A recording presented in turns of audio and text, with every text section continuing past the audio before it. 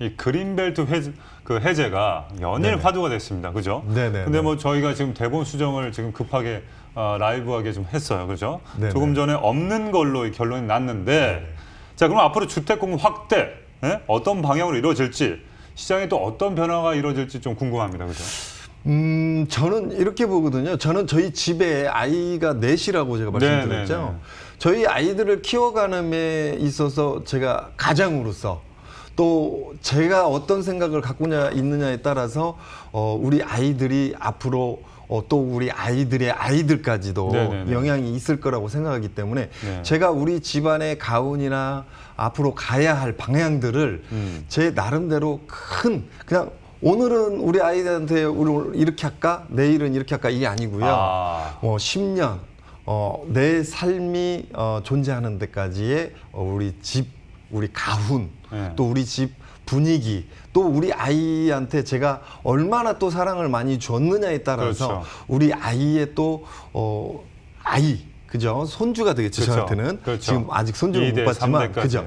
그 아이까지 아빠가 준 사랑을 또 어떻게 줄 건지에 대한 부분이 나오고 그림이 그려질 거라고 저는 보여지기 때문에 네네. 우리가 하루하루 이렇게 변해가는 이런 삶 속에서 내 중심과 어떤 철학이 없다면 굉장히 삶이 고달퍼지고 힘들어진다라고 보거든요. 그럼요, 맞습니다. 특히나 부모, 성인들 입장에서 한 나라나 국가, 가정을 리드하는 사람의 입장에서는 이렇게 저렇게 하면 자기 중심적으로 움직였을 경우에 네네. 그거를 보고 믿고 따르는 어떤 그 가정의 식구들, 그렇죠. 구성원들, 또 한 지역의 구성원들, 한 국가의 구성원들이 굉장히 혼란이 올 수 있거든요. 그러니까 지금 우리가 보면 지금 청약 요건 그 시장에 카드를 한번 내봤어요. 그런데 언론이 그 방향이 아니라 제가 원했던 방향이 아니라 다른 방향이 나왔을 때 좀 긴 시간으로 보겠다는 이런 구조가 아니라 그 언론을 따라가 버린 구조. 그러니까 청약 요건을 강화했다가 금수저 청약 요건이다 보니까 다시 청약 요건을 또 강화하는. 그래서 부작용이 좀 있었고요. 그 다음에 은행의 부채가 불안해질 수 있다. 그 다음에 부채율이 지금 높아지고 있다. 그러다 보니까 LTV, DTI, DSR 여러 가지 은행 문턱을 또 묶으면서 그렇죠. 규제를 한번 내봤죠. 근데 또 언론이 또 다른 쪽으로 가고 시장 변동이 다른 쪽으로 간다고 하니 또 거기에 맞춰서 임대사업자를 네. 또 장려하는 이런 정책을 또 내놨죠. 그렇죠. 그래서 꼭 빚을 내서 집을 사지 말고 임대 시장으로 들어오는 어떤 공급량을 늘리겠다 이런 구조로 갔다가 그렇게 갔다가 또 그죠. 또 갔어요. 언론이 또 시장과 언론이 네. 또 임대 왔다 시장으로 갔다 또, 하니까 네. 그러면 임대 시장 또 이렇게 규제를 좀 규제를 해야겠다 또. 이렇게 했고요. 네. 그 다음에 또 뭐 이렇게까지 했는데 서울의 집값은 계속 또 오르고 있고 고가 주택 갖고 있는 사람들은 계속 투기 세력으로 남는 거 아니냐 그렇죠. 이런 얘기가 나오니까 또 거기에 대한 규제를 확 한번 눌러봤어요. 네네. 그러니까 또 언론이 또 저쪽 다른 쪽으로 가니까 네. 또 거기에 맞춰서 그러면 중저가 아파트 시장까지도 한번 네네네. 이렇게 해보겠다. 네네. 또 그 언론이 쫙 하니까 지금 현재 그린벨트까지 풀어지는 그죠? 이런 언론이 또 한번 또 나왔어요. 근데 그 언론 시장이나 여론이 야 그린벨트까지 또 푸는 게 맞는 거냐? 그죠? 그럼 난개발이 또 예상되지 않느냐? 또 녹지 공간이 또 훼손되지 않느냐? 또 그러니까 그래? 그러면 녹지도 남지도 않았는데 얼마. 그린벨트는 없는 걸로 할까? 또 이랬어요. 그러니까 이번에. 지금 시청자분들뿐만이 아니라 대한민국에 지금 주택을 갖고 있는 사람 혹은 집을 사고자 하는 사람들이 야 이거 어느 쪽에 지금 맞춰서 가야 되느냐. 또 한 가지는 또 언론과 어떤 시장의 변동이 또 어느 쪽으로 가느냐에 따라서 또 어떤 정책의 방향이 또 바뀌지 않겠느냐. 그러다 보니까 전혀 지금 국가에서 내놓고 있는 정책들이 먹혀가지 않는 상황이 왔습니다. 물론 지금 현재 다주택자들, 투기 세력들 잡겠다. 그래서 30, 40대 집 없는 사람들의 어떤 집을 공급하겠다. 여러 가지 얘기가 나왔는데요. 저는 이거를 보면서 물론 이제 같은 맥락은 아니고 같은 재원은 아니지만 네네네. 우리 아나운서님께서는 금연하시는 걸로 제가 알고 있거든요. 네네네. 담배를 안 네. 피우시는 네네. 걸로. 네. 근데 이 전 정권의 담배값 인상 한번 들어보신 적 네, 있으십니까? 있었죠. 담배값 인상한다고 했을 때요. 일제히 담배 판매량이 엄청나게 늘었습니다. 그렇죠. 오히려 사놔야 거꾸로 담배가 이렇게 없어져 버리는. 네네. 그래서 담배 가격의 폭리 시장이 잠깐 한번 왔었고요. 그 다음에 지금 현재 보니까 담배값은 올랐지만 담배 소비가 별로 줄지 않은. 그런데 반면에 전자담배, 액상담배, 뭐 찐담배, 뭐 담배 종류가 엄청 많아졌죠. 많아졌죠. 근데 우리가 여기서 생각해야 할 부분은 담배 같은 경우 몸에 해롭다는 건 누구나 다 알고 있습니다. 네네. 그리고 누구나 다 피는 시장은 또 아니거든요. 네네. 그래서 안 해도 그만이지만 그 자체도 어떤 국가에서 시장 원리를 떠나서 규제가 이루어지다 보니까 폭등하는 시장이 보였거든요.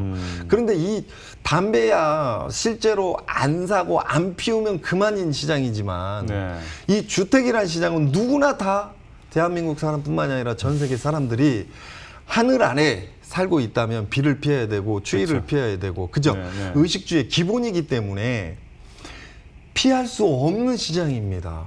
그래서 이 시장 같은 경우는 시장이 일관돼야 되고요. 정책이 일관돼야 되고 그래서 누구나 다 사면 좋겠지만 사지 못한다면 살 수 있는 구조, 전세든 월세든 살아가면서 내 선택이 좀 용이하고 편하고 자유로울 수 있는 구조를 만들어줘야 하거든요. 그런 부분이 만들어지려면 공급량이 공급량이 좀 늘어나야 되고요. 네. 그다음에 은행의 대출 요건이 투자로 들어가시는 분들에서는 좀 어느 정도 규제와 한정을 둬야겠지만 네네네.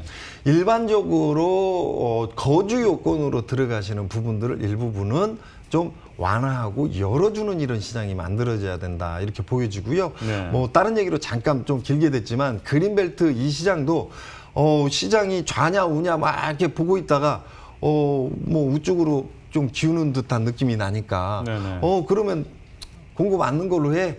다음 세대로 미래 세대로 물르자 또 이렇게 됐거든요.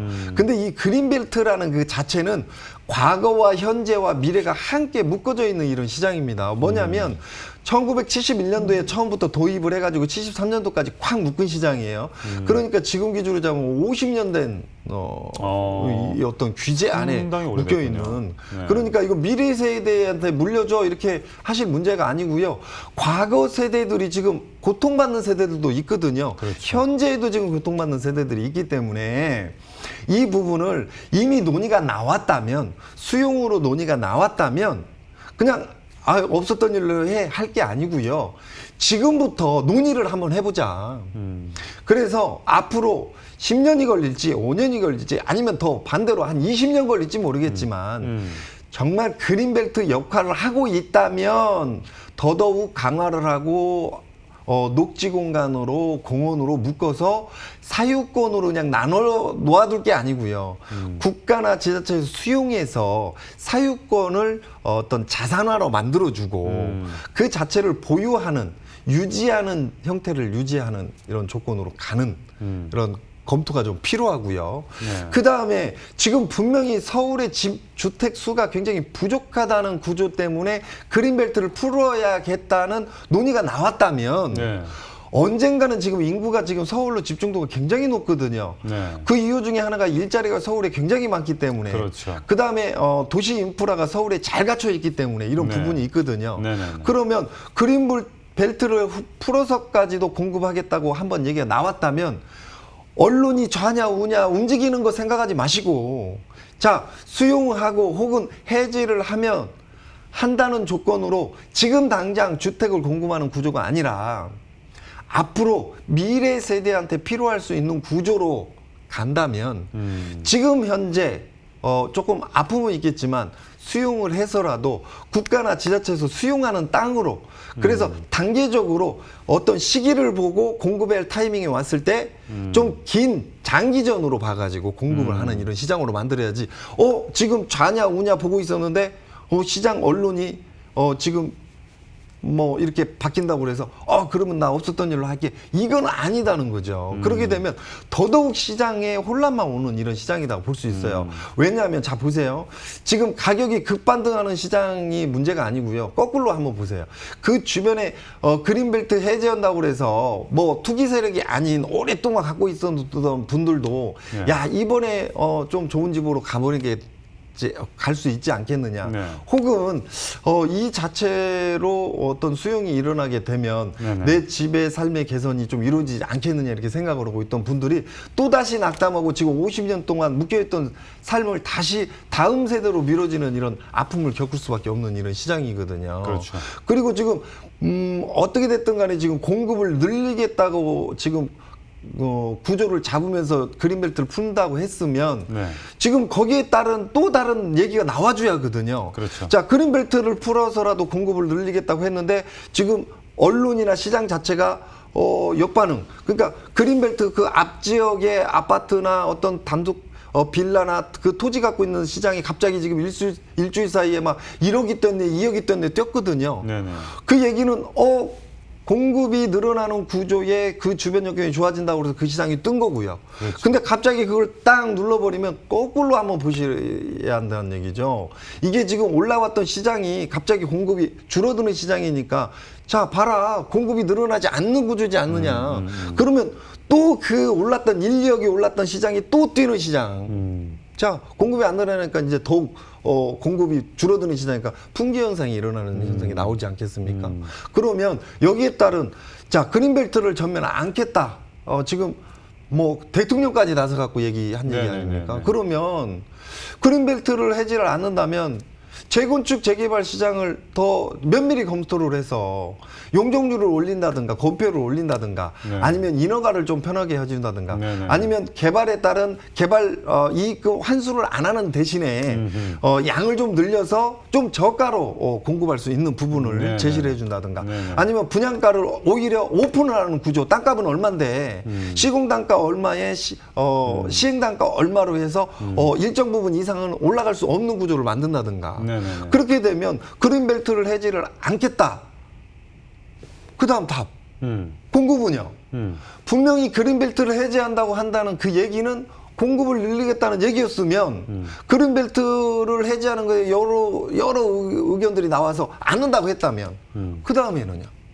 이게 지금 빠졌다는 얘기죠. 네. 그렇게 되다 보니까 신천자들뿐만이 아니라 일반 국민들이 이거 어느 장단에 춤을 춰야 되는지 이거 믿고 가야 되는지 또 다른 정책이 나오지 않겠느냐는 지금 기대감. 다주택자들은 기대감에 지금 머무르고 있고요.